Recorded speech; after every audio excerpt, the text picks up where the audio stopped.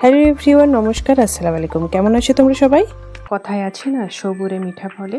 হ্যাঁ, অনেক দিন পর আমাদের বিটিএসের 7জন সদস্যকে একসাথে দেখতে পেলাম লাইভে। আর্মিদের এতদিনের একটা অপেক্ষা পূর্ণ হলো। তো আমরা আজকে জানবো যে সকল মেম্বাররা এই লাইভে কি বলেছে, আর আমি এই ভিডিওটা দুটো পার্ট নিয়ে আসবো।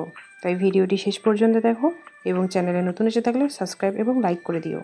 আর্মিদের মনে খুশিতে ভরে গিয়েছিল যখন বিটিএসরা একসাথে বলেছিল যে হ্যালো আর্মি, ওয়ার বাংতান।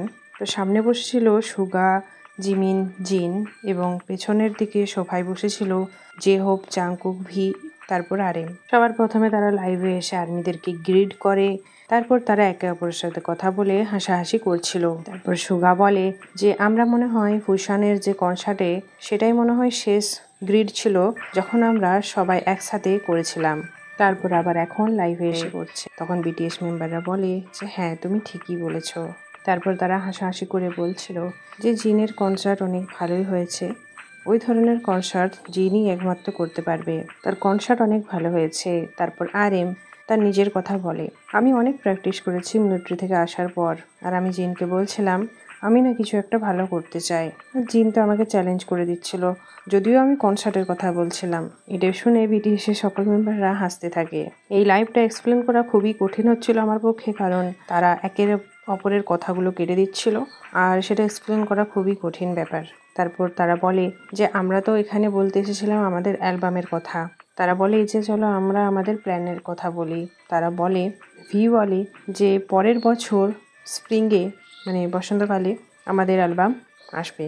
তো বন্ধুরা, বসন্তকালে পরের বছর আমরা বিটিএসের ফুল অ্যালবাম পেয়ে যাব। তো আমরা তারপরেই দেখতে পাবো বিটিএসের কনসার্ট। তো এটা বলার পর ভি যখন এটা রিভিল করে দিল, তারপর সবাই ভি এর দিকে তাকায়। ভি বলে যে আমি তো আমার কথা বলছিলাম যে আমি তখন আসবো। তারপর তারা হাসতে থাকে। তারপর জেহো বলে হ্যাঁ আমার অকওয়ার্ড লাগছে। জাংকুকও বলে যে হ্যাঁ আমার অকওয়ার্ড লাগছে, কারণ তোমরা সবাই একসাথে আছো। জিন বলে তোমরা যখন ছিলে না আমি নিজের কাজগুলো খুব সুন্দরভাবে করে নিচ্ছিলাম, আমার একা থাকার একটা অভ্যেস হয়ে গিয়েছিল, কিন্তু তোমরা এখন চলে এসেছো, একটা কেমনই যেন আনকমফোর্টেবল লাগছে। তারপর আরেমও হেসে হেসে বলে অলরাইট, তাহলে আমরা চলে যাচ্ছি। তারপর জিন বলে যে না কেন যাবে। তারপর সুগা বলে যে আমাদের লিডার সামারাইজ করবে আমাদের প্ল্যানের ব্যাপারে, তাদের পরবর্তী প্ল্যানটা আরএম ছোট করে বলবে সবাইকে। তারপর আরএম এটা শোনার পর সে হাসে এবং বলে যে অনেকদিন পরে এই লিডার কথাটা শুনে আমার খুবই লজ্জা পাচ্ছে।